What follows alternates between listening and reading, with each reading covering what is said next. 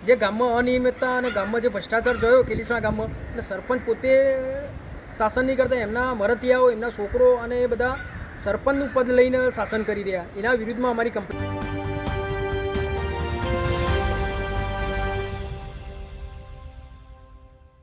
કેલીસણા ગ્રામ પંચાયતના વહીવટ સામે સવાલો વચ્ચે સ્વાગત કાર્યક્રમમાં હોબાળો.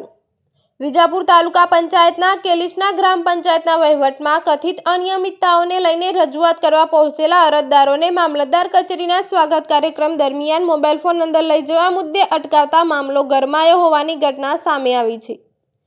મળતી માહિતી મુજબ 25 ઓગસ્ટે વિજાપુર મામલતદાર કચેરી ખાતે યોજાયેલા સ્વાગત કાર્યક્રમમાં અરજદારોને મોબાઈલ ફોન અંદર લઈ જવા દેવામાં ન આવતા અરજદારોએ હોબાળો કર્યો હતો.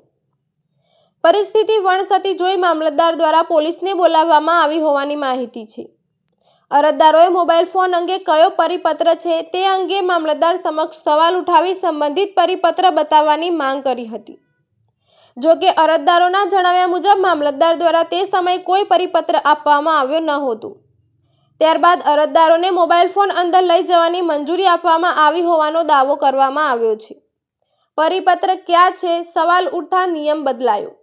સમગ્ર ઘટનાને લઈને અરજદારોમાં ચર્ચા છે કે જો સ્વાગત કાર્યક્રમમાં મોબાઈલ લઈ જવા પર પ્રતિબંધ હતો તો તેનો આધાર કયા નિયમ કે પરિપત્ર પર હતો, અને જો પ્રતિબંધનો નિયમ હતો તો પછી અરજદારોને મોબાઈલ અંદર લઈ જવાની મંજૂરી કેમ આપવામાં આવી?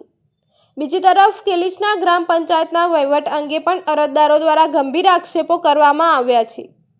સરપંચ નિયમિત કચેરીમાં હાજર રહેતો ન હોવાના, સરપંચના પુત્ર સહિત અન્ય બિનઅધિકૃત વ્યક્તિઓ દ્વારા પંચાયતના કામકાજમાં હસ્તક્ષેપ થવાના, તેમજ વિકાસ કામો, સરકારી ગ્રાન્ટ, બિલ વાઉચર અને કામોની ગુણવત્તા અંગે સવાલો ઉઠાવવામાં આવ્યા છે.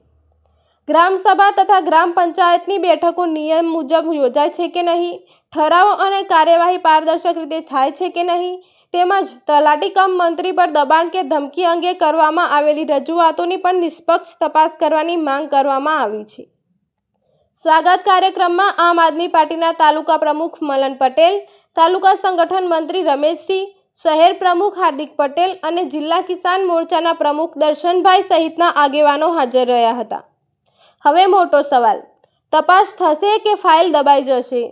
અરજદારો દ્વારા તાલુકા વિકાસ અધિકારી, જિલ્લા વિકાસ અધિકારી અને જિલ્લા કલેક્ટર સમક્ષ પંચાયતના રેકોર્ડ્સ, ગ્રાન્ટના હિસાબો, બિલ વાઉચર અને વિકાસ કામોની સ્થળ તપાસ કરવાની માંગ કરવામાં આવી છે. મોબાઈલના નિયમથી શરૂ થયેલો હોબાળો અને કેલીસણા પંચાયતના વહીવટ અંગે થયેલી ગંભીર રજૂઆતો હવે તંત્ર માટે કસોટી બની છે. સવાલ સીધો છે, પરિપત્ર હતો તો બતાવવામાં કેમ ના આવ્યો, અને જો નિયમ જ હતો નહીં તો અરજદારોને રોકવામાં કેમ આવ્યા? હવે જોવાનું એ રહેશે કે તંત્ર સમગ્ર મામલે નિષ્પક્ષ તપાસ કરીને હકીકત બહાર લાવશે કે પછી કાર્યવાહી માત્ર કાગળ પર જ સીમિત રહેશે. મારું નામ રાઠોડ રમેશસિંહ નાગજીસિંહ, એડવોકેટ, આમ આદમી તાલુકા સંગઠન મંત્રી. મેં તાલુકા સ્વાગતમાં ફરિયાદ કરેલી મામલતદાર કચેરી વિજાપુર. તે એ ફરિયાદના અનુસંધાને અમે ત્યાં ગયેલા તો ત્યાં મામલતદાર સાહેબે અમને એવું કીધું કે ભાઈ મોબાઈલ બધા બહાર મૂકીને આવજો. હવે મોબાઈલ બહાર મૂકીને આવીએ તો મોબાઈલમાં પુરાવા હોય, મોબાઈલમાં બધું ડિટેલ હોય તો બતાવવાનું કઈ રીતના?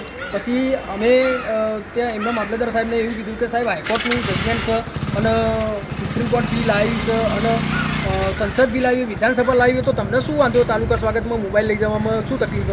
પછી એ લોકોએ પોલીસ બોલાવી અને પીઆઈના અને બધાના ત્યાં પોલીસ બંદોબસ્ત ગોઠવી દીધો. પછી અમે પબ્લિકની રજૂઆતો વાપરીને મામલતદાર સાહેબે પછી મોબાઈલ લઈ જવાની પરમિશન આપી. અને જે અમારી રજૂઆત હતી સરપંચના વિરુદ્ધમાં, સરપંચે જે ગામમાં અનિયમિતતા અને ગામમાં જે ભ્રષ્ટાચાર જોયો કેલીસણા ગામમાં, અને સરપંચ પોતે શાસન નહીં કરતા, એમના મરતિયાઓ, એમના છોકરો અને એ બધા સરપંચનું પદ લઈને શાસન કરી રહ્યા, એના વિરુદ્ધમાં અમારી કમ્પ્લેનો હતી. પછી મામલતદાર સાહેબે વ્યવસ્થિત અમને બેસાડ્યા અને રજૂઆત બી સાંભળી અને મામલતદાર સાહેબે આનો નિકાલ થઈ જશે એવી પણ બાંહેધરી આપેલી છે. રાઠોડ રમેશસિંહ નાગજીસિંહ, અમે તાલુકા સ્વાગતમાં ફરિયાદ કરેલી કે કેલીસણા ગામમાં સરપંચના છોકરા દ્વારા બધો વહીવટ થતો હોય અને આ બધી જે આવારા ગેંગ એ તલાટી કમ મંત્રીશ્રીને ધમકીઓ આપે અને જે સરકારી ગ્રાન્ટોનો દુરુપયોગ થઈ રહ્યો. હવે આવેદનપત્ર બી ટીડીઓ બેનને આપેલું વિજાપુર તાલુકામાં અને એમને આજ સુધી કોઈ કાર્યવાહી હજુ કરી નથી અને તાલુકા સ્વાગતમાં અમને હજુ પણ લેખિત પણ આપ્યું નહીં. અને અમે સરપંચ જે કાયદેસર કાર્યવાહી થતી સરપંચના વિરુદ્ધમાં એ સસ્પેન્ડ કર્યું અને અધિકારી શાસન લાવ્યું. અમારી એવી રજૂઆત. એક ખાસ વાત તમારી છે કે ટીડીઓ આ તલાટીશ્રીને જે ધમકી આપવામાં આવે તલાટી દિવસે આગળનું કોઈ એક્શન લેવામાં આવ્યું છે કે નહીં? ના, તલાટી કે મંત્રી વિરુદ્ધમાં કોઈ એક્શન કરી નહીં આ લોકોએ.